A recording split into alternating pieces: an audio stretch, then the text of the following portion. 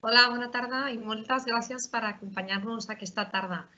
Bé, abans de res, em presento. Soc la Marga Becerra, la responsable de la Unitat de Cultura Científica i Innovació de la Universitat de Barcelona, que som la unitat que impulsem aquesta activitat en la que avui participareu. Jo abans de res, només us posaré una mica en context per a aquells que no ens coneixeu, per explicar-vos qui som, la Unitat de Cultura Científica i Innovació, i després us explicaré una mica, ja dono pas als investigadors, que és la part interessant, diguéssim. Doncs la Unitat de Cultura Científica i Innovació de la UB té com a objectiu fomentar l'interès social per la ciència i el coneixement que es genera dins de la nostra universitat, per tal d'augmentar la cultura científica dels ciutadans i contribuir d'alguna manera també a fomentar l'interès pel coneixement i les vocacions científiques. Cada any la UCC organitza un programa d'activitats que sota el nom de la UB Divulga engloba un munt d'accions ben diferents que hi ha per tots els públics i per totes les edats i interessos. Fem xerrades, sortides de camp, visites, jocs de taula, aplicacions mòbil, vídeos, tot el que us pugueu imaginar i que ens puguem imaginar per tal de treure l'interès de tothom. De fet, si us interessa, doncs podeu veure totes les nostres propostes al nostre lloc web, ub.edu/laubdivulga.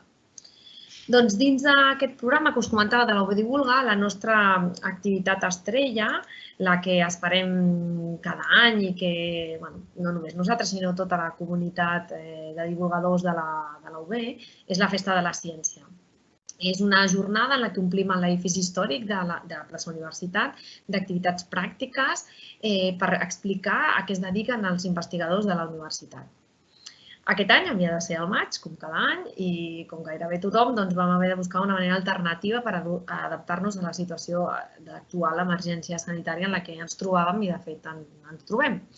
I el que se'ns va acudir va ser convidar tots els grups de recerca que, de fet, havien de participar de manera presencial a que enregistressin uns vídeos, uns tallers a casa seva perquè ningú, diguéssim, cap ciutadà es quedés sense aquesta esperada festa. La rebuda va ser fantàstica, molts grups de recerca van fer els seus tallers amb el que tenien a casa i també fent propostes perquè la gent pogués fer des de les seves llars, i en tots aquests tallers que vam rebre van crear una pàgina web que es va publicar a la vegada el 8 de maig i que, de fet, que podeu veure publicada ara dins de la UB Divulga o també en el nostre canal del YouTube. Allà hi ha tota una proposta d'activitats, d'experiments, de jocs, de recursos, on podreu gaudir de la recerca que es fa a la UB. La vam publicar al maig, però continua vigent, per tant, si us ve de gust, ara o en un futur, allà trobareu el material. I bé, després d'aquesta festa virtual, diguéssim, i després de la bona rebuda, ens vam engrescar i vam decidir provar a fer trobades en directe on es fomentés, encara que fos d'una manera virtual, aquest contacte, aquesta interacció entre els investigadors i el públic. I aquí és on estem ara. No en portem massa, vull dir, estem aprenent, però ja portem 4. I què és el que fem avui? Suposo que ja ho sabeu perquè us heu inscrit, però avui parlarem del projecte UBINDIN. És el títol del taller, Ajudem a millorar les habilitats lectores dels infants i dels adolescents. Avui de què parlarem? Parlarem no només de la dislèxia, sinó d'altres dificultats lectores i del paper imprescindible de la mecànica lectora per poder tenir una bona comprensió d'allò que es llegeix. Bé, serà un taller interactiu en el que us demanarem que respongueu algunes preguntes que us aniran plantejant. I com ho haureu de fer? Doncs a través del xat. En el xat podreu respondre a les preguntes que us faci o fer preguntes que vosaltres en tingueu, però no es publiquen automàticament. Vull dir que nosaltres ho hem de publicar i, per tant, hi ha un petit també decalatge. I també us informaré, tot i que us recordaré al final, que la sessió serà enregistrada i que la publicarem, vull dir que la podreu tornar a veure o recomanar que algú altre la vegi tant a la pàgina web com al nostre canal del YouTube. Bé, i el taller qui el conduirà? Doncs el conduiran 2 psicòlegs, la Sandra Ballesta Jovellar i el Marc Esteve Ferrer. Ambdós formen part del projecte UBINDIN de la Fundació Josep Finestres. La Sandra és la responsable de docència i en Marc és el responsable de l'àrea assistencial de famílies. Jo ara us dono pas i si de cas que ells us acabin de presentar, espero que gaudiu molt i ens veiem al final. Gràcies. Hola, bona tarda. Moltes gràcies per escoltar-nos. Com ha comentat la Margarita, som psicòlegs del projecte Ubinding. Us expliquem una mica en què consistirà la presentació d'avui i després quedem oberts a les preguntes que ens podeu fer i intentarem anar-la resolent. Primer us presentarem una mica què és el projecte Ubinding i després farem una part més interactiva en què resoldrem o plantejarem dubtes en relació a què és la dislèxia, les dificultats lectores i diferents aspectes relacionats. Finalment, us ensenyarem una mica una sessió de la intervenció que nosaltres proposem en les dificultats lectores, també per poder-vos mostrar en què es caracteritza una intervenció en dificultats de lectura de qualitat. Llavors, el projecte Ubinding és un projecte que neix ara fa uns 9 anys que neix amb l'objectiu de tenir professionals especialitzats en el que són les dificultats lectores. Des d'ençà que va néixer el projecte ha crescut força i actualment donem servei tant a famílies que tenen nens i nenes o també adolescents amb dificultats lectores i també oferim els nostres serveis més a nivell preventiu i ja oferim una intervenció específica en lectura a primer de primària en escoles i també oferim la nostra eina d'intervenció en dificultats lectores de cara a centres psicopedagògics que apliquin per ajudar nens i nenes i adolescents a millorar la seva lectura. Llavors, dintre del projecte tenim diverses àrees, una que és la de recerca en relació a les dificultats lectores, de poder saber una miqueta més d'aquesta àrea i també de com intervenir d'una forma eficaç. I després tenim la part de docència, que la Sandra és la responsable, i finalment la d'assistència, tant a famílies, escoles i centres. Llavors, alguna cosa més? No, això és tot, sí, ho has resumit molt bé. Llavors, ara us compartirem la pantalla perquè iniciarem una espècie com de quiz en què us plantejarem unes preguntes amb unes possibles respostes i podeu interactuar donant la resposta que vosaltres penseu que seria correcta i si no, ja anirem donant la resposta i una mica justificant el per què. Llavors...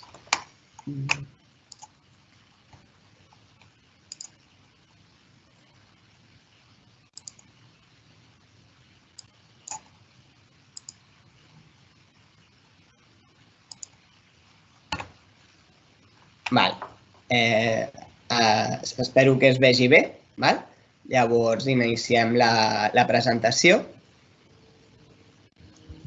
Llavors, la primera pregunta que ens fem seria una mica la bàsica, que és la dislèxia, que és segurament un terme que heu escoltat sovint, però que pot ser que se'ns plantegin dubtes. Llavors, les respostes que us proposem és una dificultat d'aprenentatge vinculada a la comprensió escrita i oral, una dificultat d'aprenentatge en la lectura i, finalment, un trastorn visual.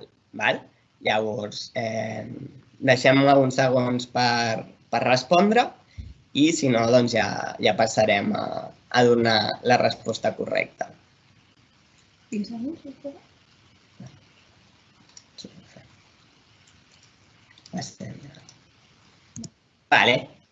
Doncs aquesta era fàcil, és una dificultat d'aprenentatge en la lectura, tot i que sembla una mica obvi, ja que és com l'aspecte fonamental en relació a aquesta dificultat.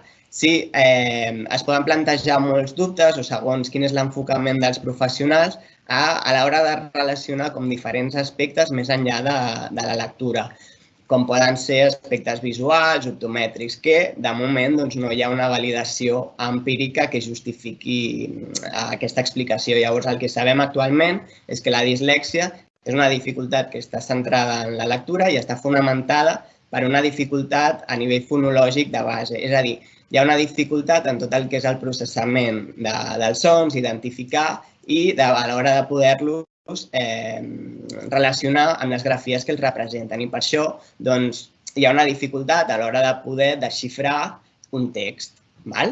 La primera resposta era una mica trampa, no sé si us en recordeu, perquè posava és una dificultat d'aprenentatge vinculada a la comprensió escrita i oral, i és cert que la comprensió dels nens que tenen dislèxia a l'hora de llegir no sol ser bona, d'acord? Perquè, com deia el Marc, la seva lectura no és bona.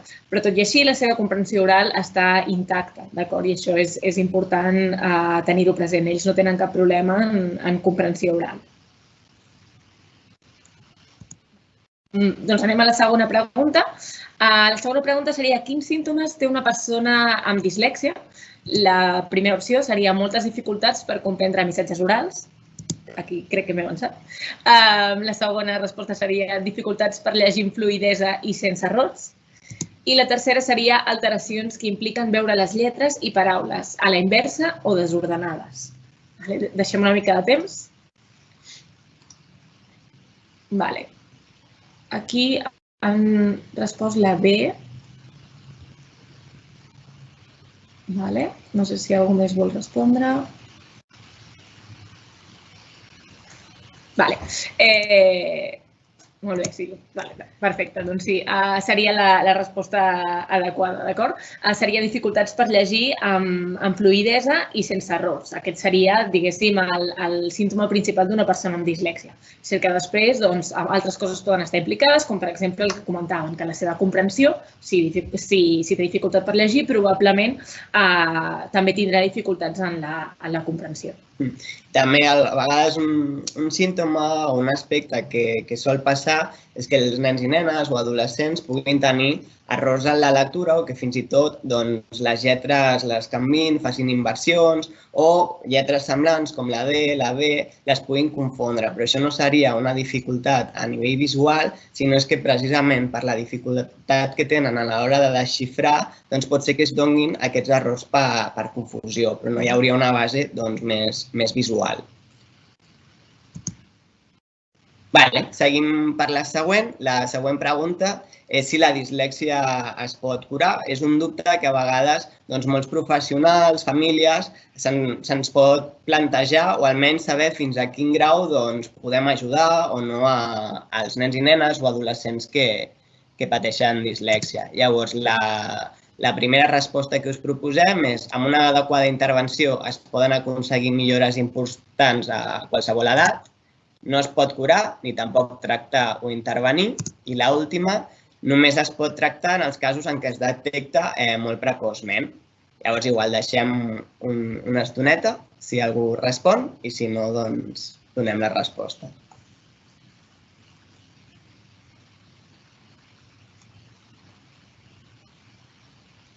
Aquesta crec que és l'anterior.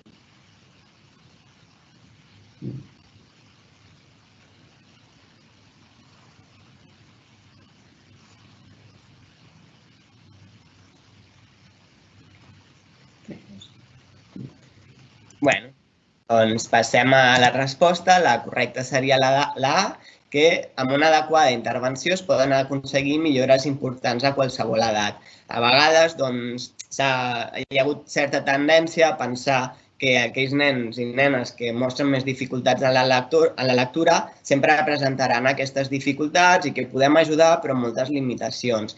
Aquesta visió s'ha anat canviant al llarg dels anys i actualment ja es fa moltíssima intervenció amb nens i nenes o adolescents que presenten dislèxia, però bé, sí que hi ha una base empírica que demostra que amb una adequada intervenció podem ajudar moltíssim a qualsevol individu que presenti dificultat en aquesta àrea i també el que és més important, a qualsevol edat. Sí que és veritat que conforme passen els anys, els cursos acadèmics, un nen o nena que hagi presentat moltes dificultats sí que pot arrossegar més complicacions, però és més a nivell potser de frustració, etc. Però igualment amb un adolescent podem treballar i aconseguir millores. Sí que és cert que en alguns casos de dificultat més severa podem tenir certes limitacions, però en cap cas és una resposta adequada o podem optar per bé, doncs no podem fer res, no? Aquesta no seria la resposta. Perfecte. L'havien encertat, aquesta. Sí? Ens hem adelantat. Llavors, això. Passem a la següent. La següent pregunta seria quines conseqüències té per a la persona. Llavors, si vols posar ja les tres, així i les vaig explicant. Vale. I així La primera seria, les persones amb dislèxia solen ser mandroses o tenir baixa motivació. La segona opció seria una persona amb dislèxia mai podrà gaudir de la lectura. I la tercera opció seria les persones amb dislèxia poden presentar una baixa autoestima. Llavors, ara sí, deixem un segonet.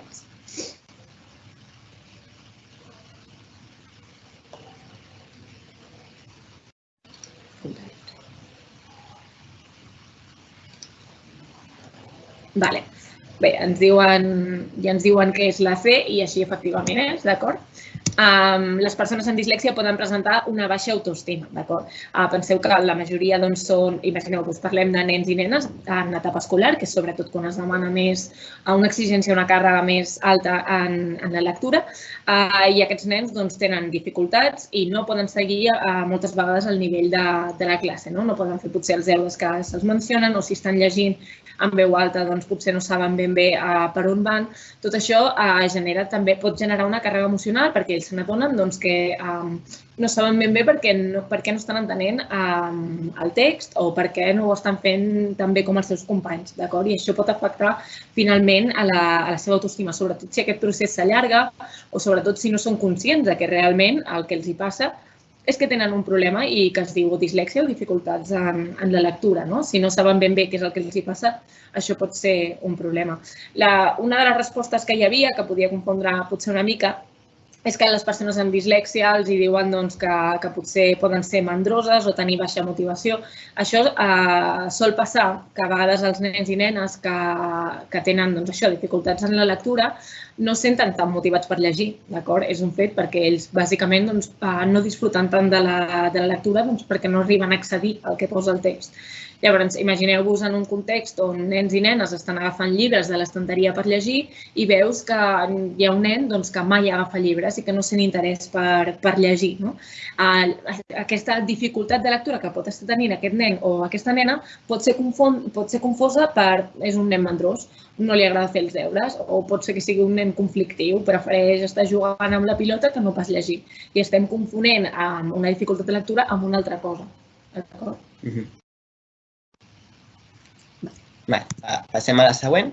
Llavors, també un altre dubte que molts cops, fins i tot a professionals de la psicopedagogia o psicologia se'ns pot presentar i és a quina edat podem començar una intervenció en la lectura. Llavors, tenim just en el moment en què detectem les primeres dificultats en la lectura, això seria independentment de l'edat.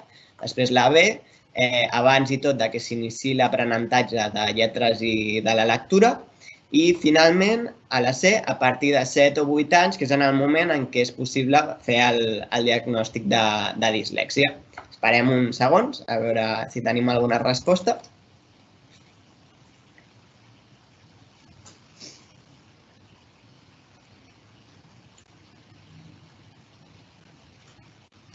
Ai, que estem perdent.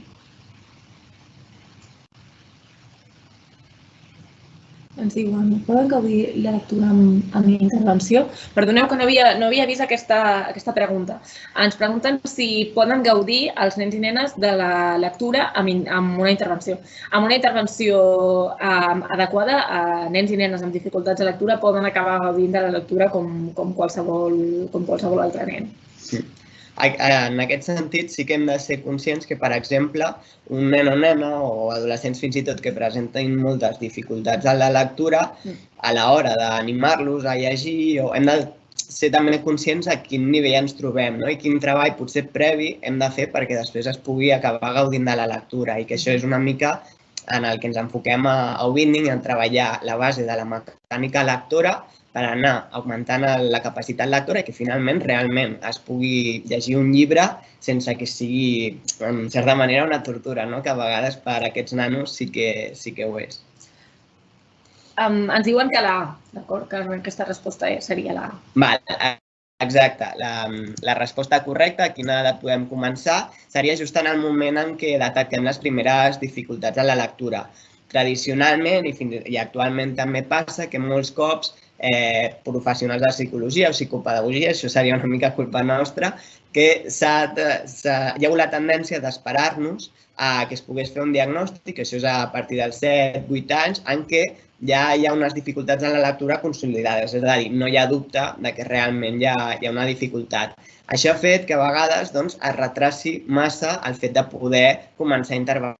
I ja són nens i nenes que sobretot aprenen a partir de primer de primària, segon, que ja es comença a fer una educació més formal en lectura, doncs aquest nen o nena ja va arrossegant certes dificultats en comparació als seus companys, que potser li costa més llegir el que hi ha a la pissarra, etc.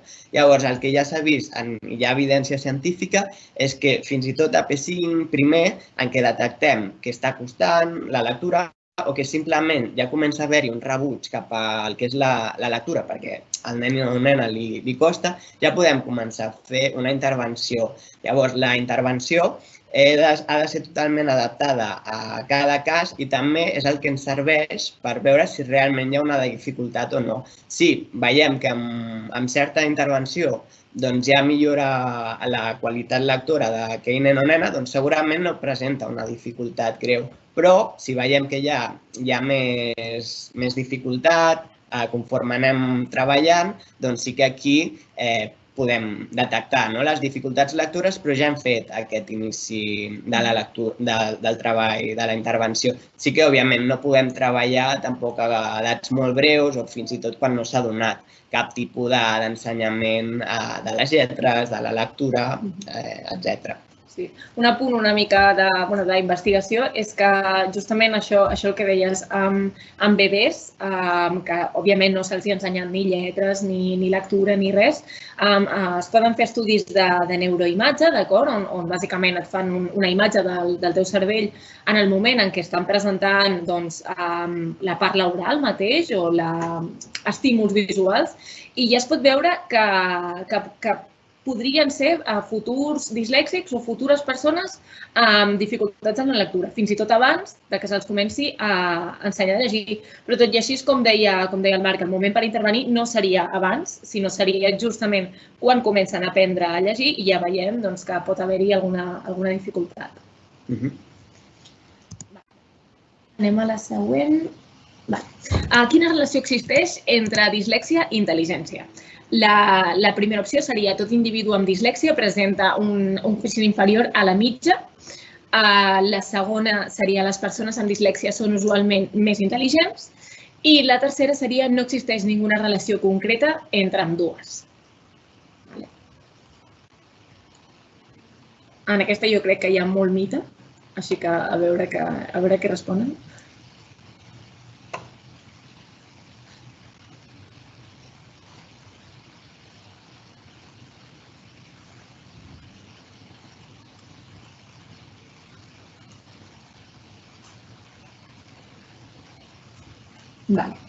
Ens diuen que la C.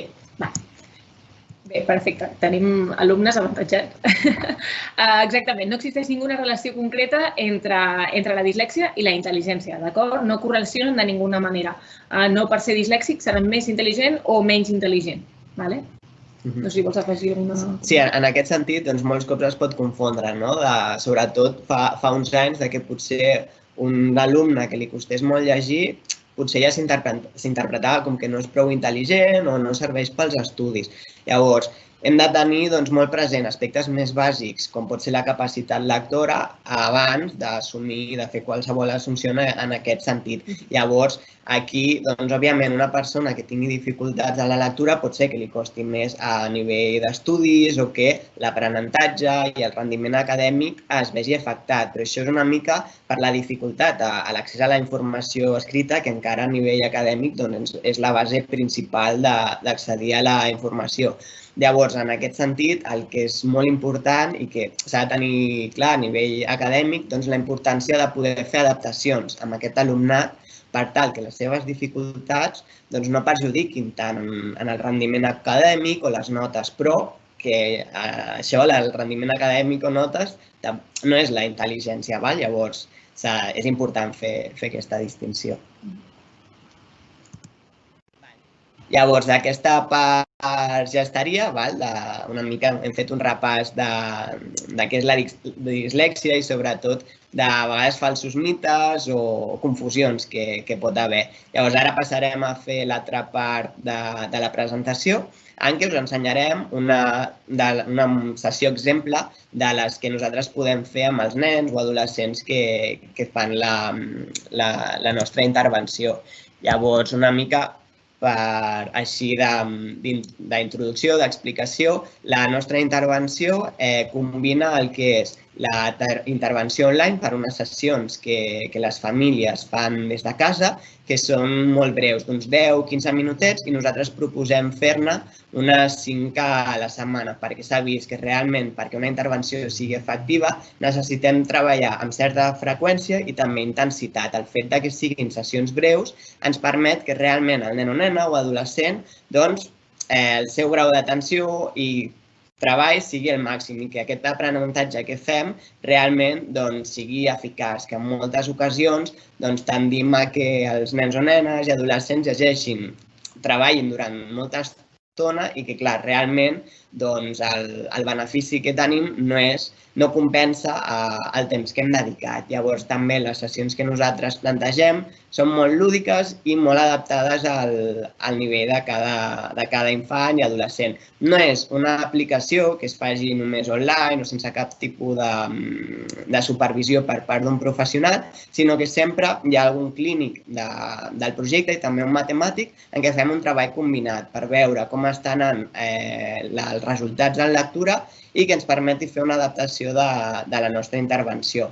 Com he comentat abans, nosaltres ens centrem sobretot en treballar les bases de la mecànica lectora, que potser sovint comencem per monosíl·labs, paraules molt curtes, i després anem incrementant la dificultat, però sempre basant-nos en l'evolució de cada cas.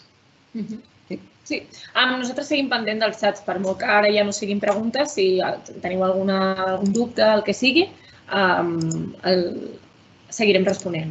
Ara tornarem a compartir la pantalla i el que veureu serà la plataforma d'Ubinding, d'acord? Que és aquí on les famílies tenen accés i poden anar fent les sessions. Com us comentava, el que farem és una petita mostra del que anem treballant, també una mica per justificar o per ensenyar-vos quines són les característiques que hauria de reunir una bona intervenció en la lectura, ja que totes les activitats i la metodologia que nosaltres oferim ha estat creada en base a l'evidència científica i també tenim resultats científics que avalen la nostra metodologia. Això potser la Sandra, si vols explicar alguna cosa. Sí, bàsicament nosaltres tenim una part important, el departament, com deia, de recerca amb el Marc abans, que abans l'introduïa, que nosaltres el que ens dediquem bàsicament és a investigar tots els articles científics que van sortint, totes les reviews que es diuen de tot el que es va publicant arreu del món, sobretot sobre llengües transparents, d'acord? Català, castellà, i llengües que s'assemblin més a la nostra, sobre què és el que va funcionant. I a partir d'aquí el que fem és adaptar-ho a les nostres intervencions, anar veient què és el que funciona i adaptar-ho amb els nostres nens i les nostres nenes. Llavors, començaríem. Aquí hi haurien les sessions pendents. Aquesta és una sessió que realment no té com molt sentit perquè és una sessió d'exemple, de demo, per fer-vos com una mica una mostra de tot el que anem treballant. Sí que quan les famílies treballen, fan una intervenció, doncs cada sessió té un motiu, que treballem potser unes lletres concretes o unes estructures. Llavors, com us comentava, no és només una aplicació que vagi sola, sinó que el nen o nena que fa aquesta sessió acompanyat d'un entrenador o entrenadora, que normalment pot ser el pare, la mare, i anem recollint informació pel que fa també a la motivació i de diferents aspectes que després us anirem comentant, que ens ajuda a poder fer aquest seguiment. Nosaltres el seguiment que fem de les sessions és diari. Cada cop que es fa una sessió, nosaltres la revisem prou manualment i després també donem un feedback a la família i als nens de com ha anat, què és el que anirem treballant i també al final ens poden preguntar dubtes que hagin pogut sorgir o si han tingut alguna dificultat a nivell de realitzar la sessió, nosaltres aquí anem fent aquesta ajuda diària i després cada mes i mig, més o menys, fem un seguiment presencial, ara tots online, en què anem valorant quina és l'evolució i tenim el tracte més directe amb la família o els nens per veure en què podem ajudar, d'acord? Llavors, aquí el nen o nena hauria de marcar la motivació. Començarem motivats. Llavors, aquí, per exemple, farem 8 activitats, d'acord? Llavors, la primera, això és l'anunciat, que ara no ho llegirem, però es tracta, és l'Speed Read, que és una activitat que ens serveix per ja iniciar a practicar l'articulació, com es pronuncien les lletres que treballarem a la sessió, i també es tracta de repetir molts cops un parell de paraules, que això ja entrem una mica en el joc o en la dinàmica que nosaltres fem servir a Ubinding, que és sobretot treballar la velocitat. No treballem la velocitat només per anar ràpid, sinó perquè s'ha vist que és l'aspecte que més correlaciona amb una bona lectura. El fet d'anar ràpids vol dir, en certa manera, que el nostre cervell és una màquina de llegir, no? És un procés que ja s'ha automatitzat moltíssim. Un adult amb molta experiència en la lectura pràcticament no ha de fer esforç per llegir, sinó que ja la informació la podem obtenir.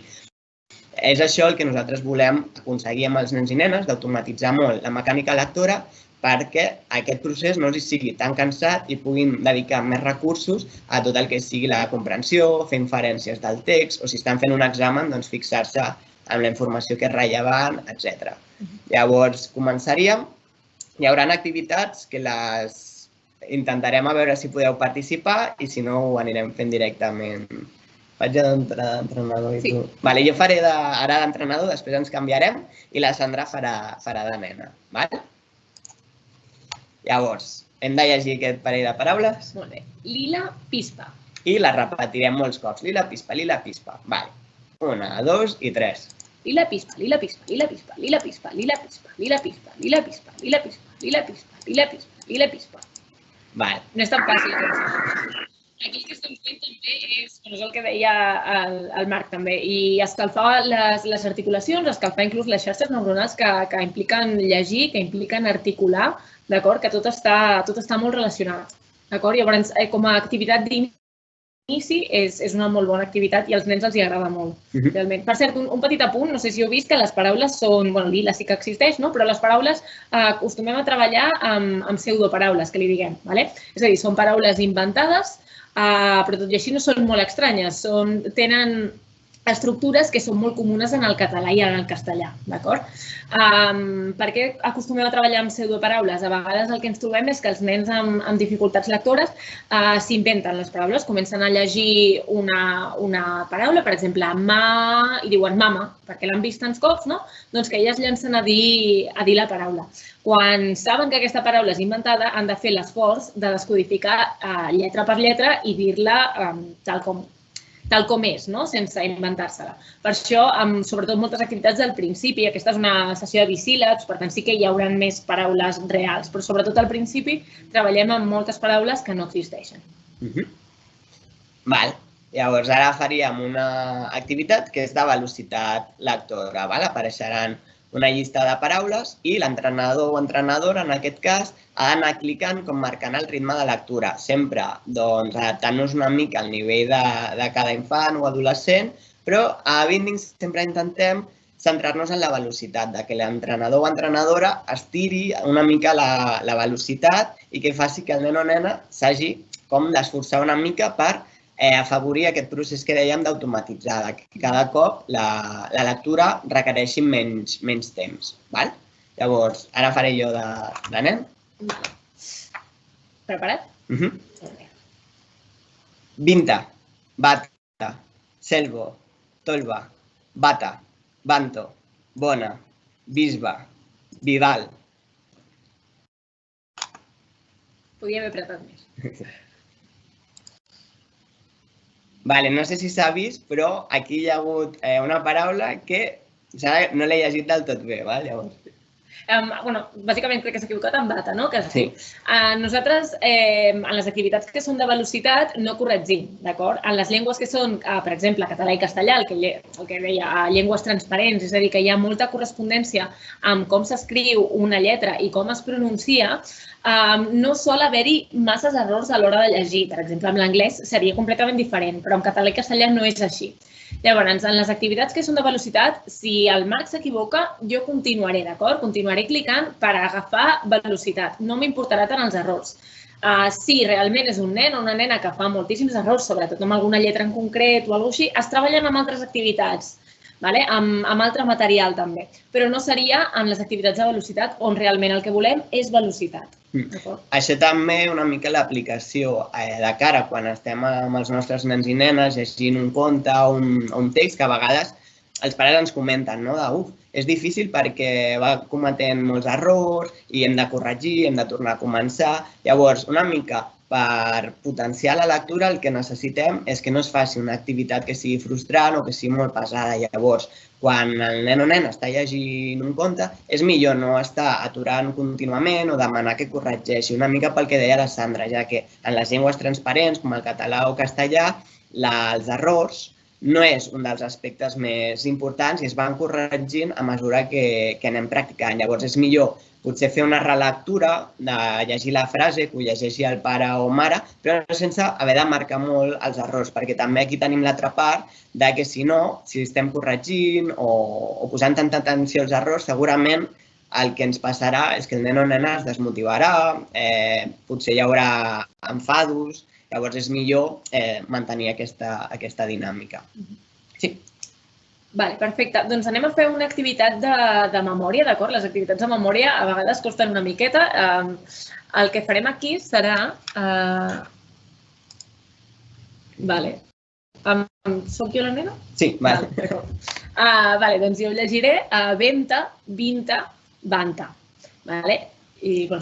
Llavors, en aquestes activitats el que estem treballant és la memòria a curt terminis, però sobretot a nivell fonològic, ja que els nens i nenes amb dificultats lectores normalment tenen dificultats en aquesta àrea. Pot ser, per exemple, que fins i tot costi recordar sèries de paraules, com poden ser els dies de la setmana, mesos, o fins i tot les taules de multiplicar, que a vegades també es confon de si la dislèxia hi ha una dificultat en matemàtiques, perquè sovint nens i nenes amb dificultats lectores pot ser que recordar les taules de multiplicar costi. Però això és més perquè és una automatització d'una llista verbal, d'una sèrie de paraules, que no pas perquè hi hagi una dificultat. Sí, exacte. Això és important saber-ho. Els nens i nenes amb dificultats de lectura no tenen problemes de memòria, d'acord? És el que deia el Marc, problemes de memòria verbal. Aquí sí que hi hauria una dificultat i tot el que sigui relacionat i que pot, per exemple, com per exemple les llistes les taules de multiplicar, d'acord? Aquí també podria haver-hi un problema. Llavors aquí el nen o nena llegeix i ha d'intentar posició d'una de les paraules, val?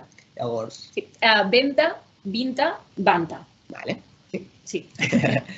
Vale, la segona és vinta. Sí, val, perfecte. Aquí no sé si voleu participar, però potser es farà una mica pesat. Llavors anem... Bé, si algú s'anima, ho pot posar pel xat. Sí. Bosba, vespa, volvo. Vale. Sí? Bosba. Molt bé, perfecte. Basta, vista, vanta. Vanta. Perfecte. Vina, bilba, bola. Vale. Bilba. Vale. Bunta, vinta, bonta. Bunta. Aquí, quan són monosíl·labs, és més fàcil, però cada cop que anem allargant les paraules, el que estem fent és sobrecarregar la memòria, d'acord? Llavors, cada cop és més difícil. I els nens, que tenen menys dificultats, els hi costarà menys, d'acord? Però és una de les activitats que a vegades pot costar una miqueta. Llavors, aquí també els diem als entrenadors que si necessiten ajuda, necessiten més temps, aquí no hi ha cap problema, aquí no anem amb temps, d'acord? Vale. Et toca. Molt bé, aquí el que farem serà treballar una miqueta de vocabulari, vale? Ens trobem amb un tauler de paraules i aquí el Marc haurà de llegir les paraules i dir-me si són paraules que existeixen, en aquest cas en català, o no existeixen, d'acord? Llavors, si vols comencem per aquí. Manta sí. Molt bé. Pupo no. Molt bé. Pupa sí. Molt bé. Manso també. Posa, també. Muno, no. Muni, tampoc. Pota, sí. Posta, sí. Sonpi, no. Ma, sí. Nimbu, no. Tupu, tampoc. Salsa, sí. Sama, no. Sito, no. I mans, sí.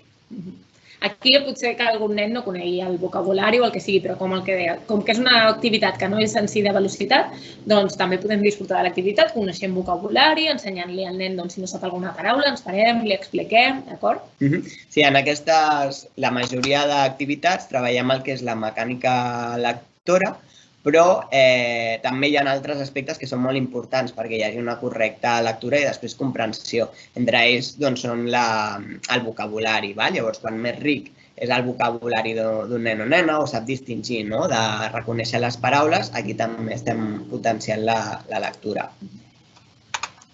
Llavors, aquesta és una activitat, una mica d'exemple de com podríem treballar el vocabulari o la comprensió. A part de les sessions que tenim de mecànica lectora, tenim més concretes de comprensió que les realitzem quan ja hi ha certa capacitat lectora. Llavors, aquí el que es tractarà és que el nen o nena ha de llegir la frase i assenyalar quin és l'adjectiu i després identificar amb unes imatges quin és el significat. El focus, infecciós. L'adjectiu seria infecciós. I seria la 2. I la 2, Molt bé, el focus. Una lletra indesxifrable seria indesxifrable. L'adjectiu. I indesxifrable seria la imatge número 2. Una fascinant ciutat. Aquí l'adjectiu seria fascinant. I aquí, aquí podríem discutir una mica, però posarem la número 1. Els oscil·lants pèndols. Aquesta és difícil. Anem a posar l'objectiu oscil·lants. I seria la número 2. Sí, la número 2. La civilització occidental. Aquí seria l'adjectiu seria occidental. Perfecte. I seria la imatge número 1. Un visceral rebuig, l'adjectiu seria visceral. I seria la imatge número 2. Una ruta accessible, l'adjectiu seria accessible. I seria la imatge número 1. Sí. No veiem. L'adjectiu a una accidental trobada seria accidental. I seria la imatge número 2. Ja estaria.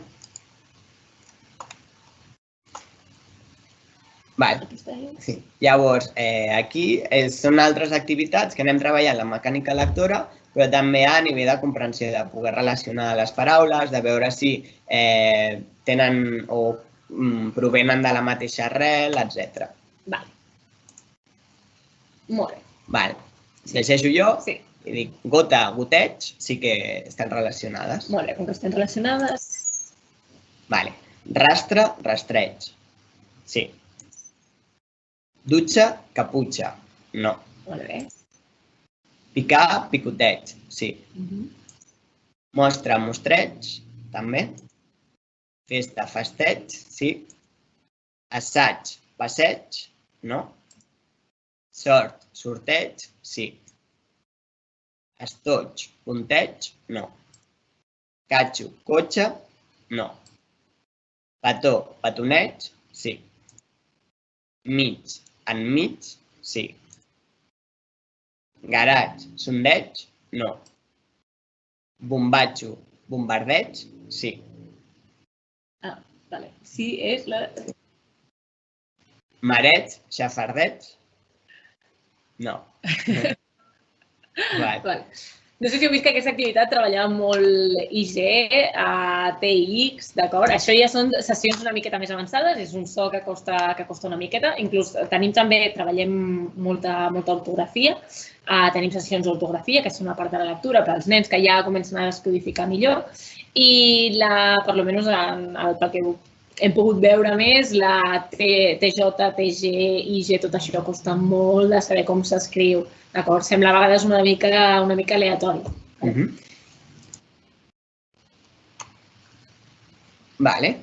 Llavors, ara fem una activitat de velocitat. Com us hem comentat, doncs, sobretot la intervenció se centra en aquest tipus d'activitats. Normalment no donem molta importància a la precisió, però us pot sorgir el dubte, no? Què passa si un nen o nena fa molts errors, com vosaltres ho controleu? I aquí sí que, de les últimes activitats, nosaltres valorem com ha anat de precisió i velocitat per tenir una informació de com estan anant les sessions i a partir d'aquí poder fer un seguiment online i poder plantejar el treball que anem fent dia a dia, que després ho acabem de revisar en els seguiments presencials, però ja hi hauria aquesta part. Fem la de velocitat, jo faig d'entrenador i la Sandra de nena. Comencem. Preparada? Llestos? Ja. Suera, feina, liana, museu, faula, fuita, vídeo, moreu, seure, palau, taifa, motiu, de nou, liana, nariu. Ja, molt bé. El Marc m'ha apretat. Llavors, aquesta seria la dinàmica, d'anar reforçant molt i d'anar treballant la velocitat. Tenim una nova activitat de velocitat, d'acord? Preparat? Som-hi. Introducció, descendent, resurrecció, prescindible, injeccions, adolescent, accident, fluorescent, disciplina, oscil·lació, diccionari, descendència, occident, irascible, calefacció, reproducció. He tingut pietat. La Sandra m'ha posat a prova. Doncs aquesta ja seria molt avançada. Nosaltres el que dèiem, partiríem, depèn de la dificultat de nen o nena, d'estructures molt senzilles, però l'objectiu és poder acabar fent paraules ja molt complexes i que potser no coneixen el significat, però ja van sent paraules de veritat per tal que aquesta millora que tenim a les sessions o en activitats més concretes després també existeixi en la lectura real. Acabes d'explicar. Sí, tant. Al final de tot les sessions sempre els preguntem als nens o les nenes com de motivat han acabat la sessió, d'acord? Igual que la primera pregunta que hem fet al principi, no sé si us en recordeu. Llavors, del 0 al 10 han de dir si gens o molt. Per sort, la majoria de casos, quan acaben... Pot ser que no hagin començat molt motivats, però normalment acaben motivats, d'acord? Perquè el que dèiem, les sessions estan molt adaptades a ells, se'ls hi fa ràpid, d'acord? Llavors, posar un 10, d'acord? I també els preguntem la dificultat de la sessió, d'acord? Si els ha semblat molt fàcil, si els ha semblat mig o si els ha semblat realment molt difícil. Els nens aquí acostumen a ser molt positius, acostumen a posar que ha sigut facilíssim. També és una... Com que tenim aquest últim apartat, que bàsicament seria per comentar com ha anat la sessió, també l'entrenador, d'acord, que normalment és el pare o la mare, també ens diu, doncs mira, ha posat que molt fàcil, no? Però realment li està costant una miqueta més aquesta estructura, no? Informacions que ens van bé a nosaltres també per anar adaptant la intervenció, que és l'important, d'acord? Per anar, doncs, ja que li ha costat més aquesta estructura, doncs anem a treballar-la més fins que faci una bona velocitat, una bona precisió. D'acord? Aquest apartat de comentaris seria important això, per tenir el contacte diari amb la família i poder adaptar al 100% la intervenció. De fet, és una mica d'una intervenció a la lectura. A vegades sembla que oscil·la molt entre que sigui el mateix professional que va fent la intervenció un cop a la setmana, anant a un centre, però aquí hi ha la complicació que comentàvem, que potser una hora es fa molt llarg i tampoc podem fer un treball tan intens, no? Llavors, i a vegades, si no tenim l'altra part oposada, que és fer una aplicació, però que no tenim un seguiment real d'un professional especialitzat en dificultats lectores o trastorns de l'aprenentatge, i pot ser que els pares, mares, se sentin una mica com sols o amb molt dubtes. Llavors aquí anem fent les dues parts, no? La part bona de l'online, que ara realment estem traient molt profit i que ens permet fer un seguiment tan diari, però la part també més personal i humana que hi hagi un professional darrere. A més, també, cada nen i cada nena, o cada adolescent, és molt diferent a l'hora de la intervenció, d'acord? No és sol una fórmula màgica, doncs mira, faràs aquesta sessió i a partir d'aquí ja està, ja la lectura la tens automatitzada. No? Cada nen té dificultats en certes coses, pot tenir en certes estructures, o potser és que encara que li posis dos consonants juntes, que pot ser una mica més difícil, ho fa bé, però si posem aquesta estructura en paraules molt més llargues, doncs aquí ja n'hi ha molts problemes. No? És a dir, hi ha multitud de coses que poden passar durant tota la intervenció i per això és molt important aquest contacte i aquesta adaptació constant. Vale. Molt bé, doncs al final de tot guardaríem la sessió, d'acord, quan han acabat. I, per exemple, en un cas tipus d'una família, el pròxim dia tindríem una nova sessió amb el nostre comentari també, amb la nova estructura, la nova o el que sigui que els hi toca treballar aquell dia. Val, deixem de compartir la pantalla. Perdona, que ens han escrit. Sí, llavors anem a revisar les preguntes que hagin pogut fer. Vale. Ens pregunten si tenim alguna versió per la infància amb discapacitat visual. No, sí. Aquí tenim un problema, un hàndicap, que realment tot el material que tenim és visual, és en pantalla, perquè és l'accés a la informació lectora que nosaltres treballem i, clar, depèn de la discapacitat visual, però treballar ja en braille i així, doncs clar, seria tota una via d'investigació molt diferent. Això és una llàstima, de no poder donar una atenció a aquests casos més concrets, però també és la part de la dificultat de la investigació, que ja nosaltres és un projecte que és molt específic en la lectura i ja poder realitzar investigacions i publicacions científiques és complicat. Llavors, és una part que hi ha una limitació, no? És difícil. Sí. Molt bé. Si teniu algun dubte més, doncs podeu anar posant-nos per aquí.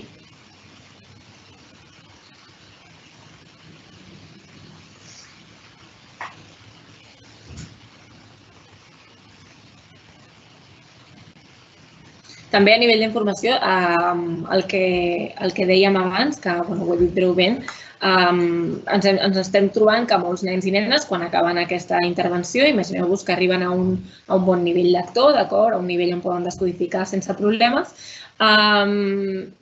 però moltes vegades ens trobem que aquests nens no han estat exposats molt a la lectura, diguéssim, de textos, i tenen moltes faltes d'ortografia. Això és molt, molt comú, passar a moltíssims nens. Doncs també tenim sessions d'ortografia per tal de tractar aquests problemes. Ja sigui més de, mira, és que no se'n recorda ni de posar majúscules o de posar punts, fins a coses ja bastant més elaborades com el que deia la T amb la J, la T amb la G o la B i la V, d'acord? Coses molt més, que a vegades els adults també no sabem ben bé com s'escriuen, no? Doncs coses que els puguin ajudar. També es fa servir directament a centres educatius. Ho fem servir també amb escoles, sí. Bàsicament amb escoles, també amb centres psicopedagògics externs, d'acord? Sí, de centres educatius, nosaltres amb escoles treballem en primer de primària, sobretot, també a P5, però nosaltres el que oferim és una metodologia per fer un treball preventiu de les dificultats lectores i amb aquells nens o nenes que a primer presentin més dificultats i a P5, doncs se'ls ofereix poder fer més sessions adaptades al seu nivell per veure si una intervenció preventiva ja és suficient per poder ajudar-los en el seu procés d'aprenentatge lector. Sí que no treballem en població més gran, a partir de segon o en endavant, perquè creiem que una metodologia en què no hi hagi un seguiment realment individual de cada cas, sobretot quan hi ha dificultats lectores, no és del tot efectiva o és un recurs que podem acabar cremant, perquè el fet que hi hagi... Nosaltres a escoles també donem seguiment, però no és tan individualitzat com quan una família ve a nivell particular. És eficaç perquè tenim estudis d'eficàcia que demostren l'eficàcia de la metodologia de petit binding a escoles, però creiem que els casos en què hi ha una dificultat més severa, està fent una intervenció en què podria ser encara més individualitzada, és en certa manera perillós que el nen o nena o sobretot la família, se'ls plantegi limitacions que una aplicació no pot donar resposta, que a vegades de cara als mestres o professionals hi ha una mica aquest dubte, no? De que és millor una intervenció realment individualitzada o aconsellar que facin sessions o jocs per una aplicació i ja està. Una altra de les coses que ens pregunten és com és l'aprenentatge de llengües per nens i nenes amb dislèxia? Costa donar una resposta concreta aquí. Depèn molt de les llengües que es vulguin aprendre i depèn molt també del nen o de la nena. Depèn moltíssim i de la dificultat que es té. D'acord? Si són llengües com més similars siguin, com dèiem, el català i el castellà, doncs millor. Però sí que poden presentar un problema si les llengües són molt diferents, sobretot a l'hora d'aprendre, no tant a l'hora de parlar, però sí a l'hora d'aprendre a llegir. Nosaltres, si realment hi ha moltíssima dificultat, sempre recomanem que es centrin en una llengua a l'hora de llegir.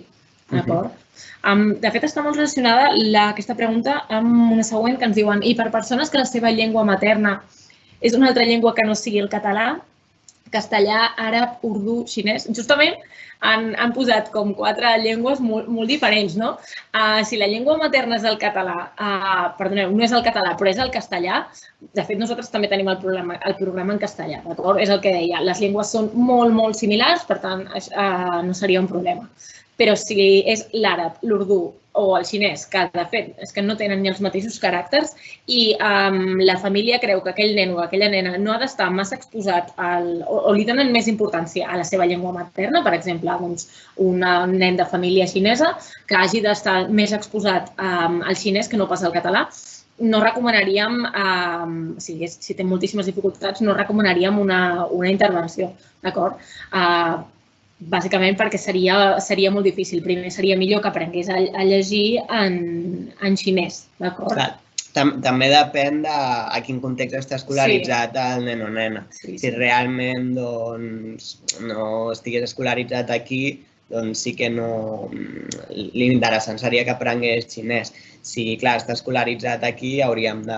Sí, és bàsicament el futur més o menys que li veuen al nen. Si veuen que si el nen necessitarà el català o el castellà en el futur, llavors sí que serà interessant començar una intervenció. D'acord? En aquest cas sí que ho seria. Sembla que això és tot.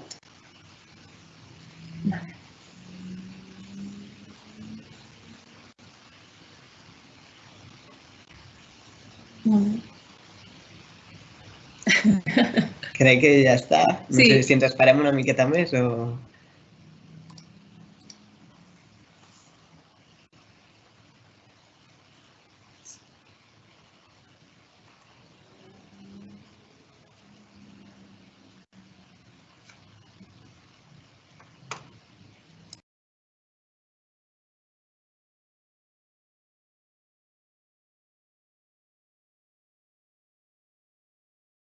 Marca el micro.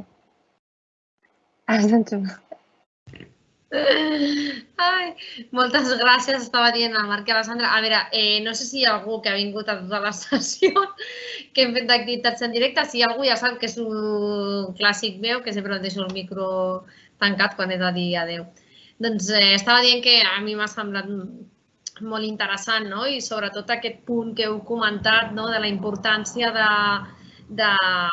potser no esperar aquests 7 o 8 anys a fer o a provar una intervenció, perquè crec que és una mica la tendència o com a mínim que es coneix més, i en aquest cas vosaltres heu dit potser començar a mirar què passa P5 o primer també està bé, per no arribar tard. Espero que a vosaltres moltes gràcies per compartir amb nosaltres tot aquest projecte que teniu. Evidentment, convidem a tothom a que contactin amb vosaltres, en el cas que vulguin saber-ne més o que tinguin interès pràctic, diguéssim, en utilitzar-ho. Gràcies a tothom també que ha vingut, perquè ja sabem que les tardes de juliol no és fàcil estar-se una hora davant de la pantalla, però crec que ha valgut la pena. I res, jo per part meva, recordar-vos, com he dit al principi, que la sessió s'ha enregistrat, sí, que la publicarem posteriorment tant al nostre canal del YouTube, de la UB Divulga, com al portal. I res, i simplement emplaçar-vos, si us ve de gust, a la propera sessió, que en aquest cas fem aquesta setmana doblem i la tenim aquest dijous 23, el dia del nou Sant Jordi, amb el títol Tens dubtes relatius a l'habitatge? De fet, si us interessa, doncs ens podeu fer arribar dubtes que tingueu entorn de l'habitatge, de qualsevol dubte, i els experts del CLINAP, de la Clínica Jurídica en Dret Immobiliari i Mediació Residencial de la Facultat de Dret, us respondran a les preguntes en directe. Llavors, res més. Moltes gràcies a tothom i espero que hagueu gaudit de l'activitat. A reveure.